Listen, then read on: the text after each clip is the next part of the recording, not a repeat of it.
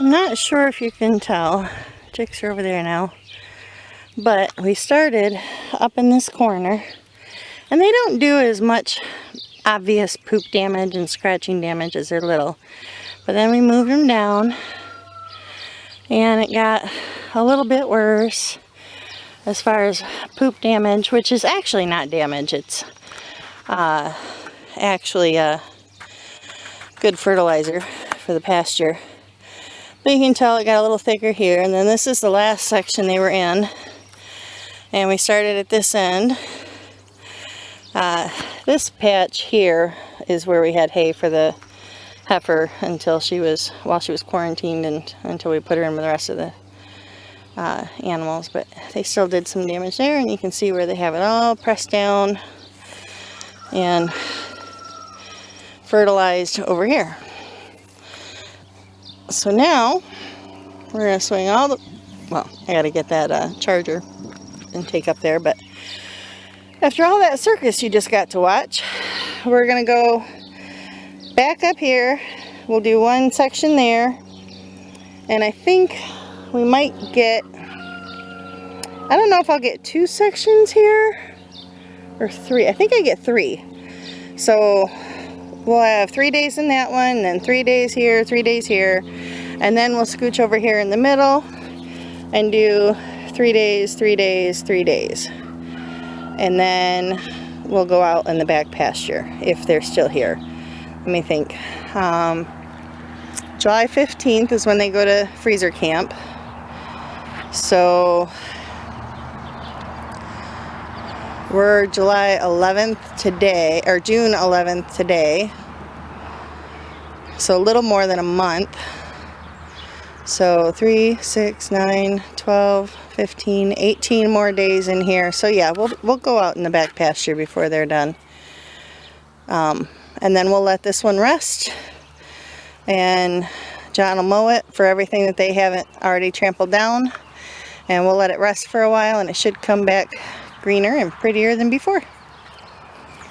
So that was quite a move.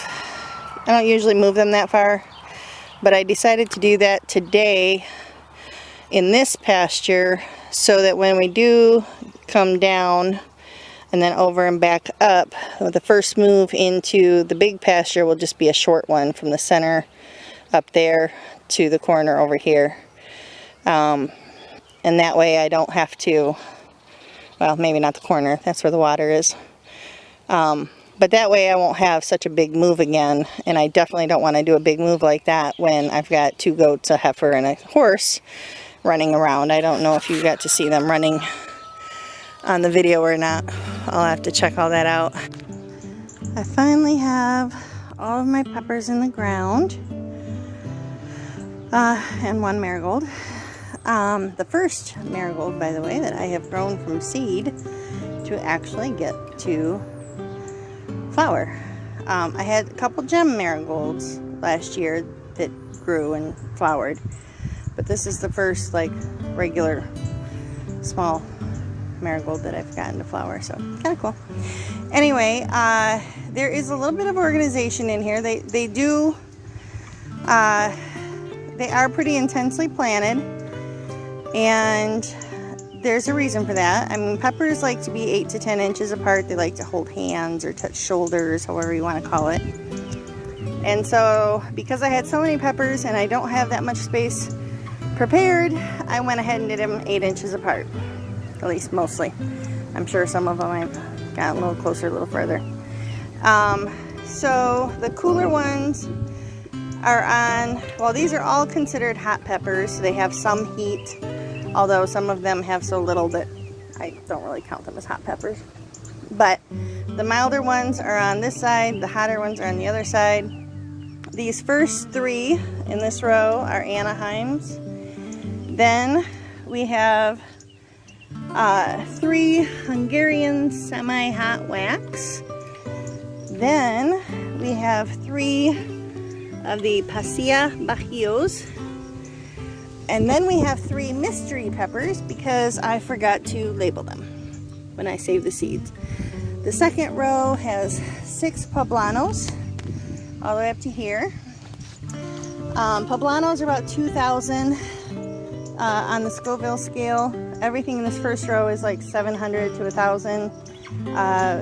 But I have no idea with a mystery pepper. I don't know if it's a sweet one or a hot one. Then we have 3 early jalapenos, which are 10,000. Goliath, we have 2 Goliath jalapenos. And then we have 2 purple jalapenos and 1 in the next row. Starting off the 3rd row. So of course the jalapenos are 10,000 on the Scoville scale. Then we hop up to chili peppers. I have 5 chili peppers. These are more of the 30 to 50,000 range. Then I have 6 of the long thin cayenne, and these are more along the 50,000 range.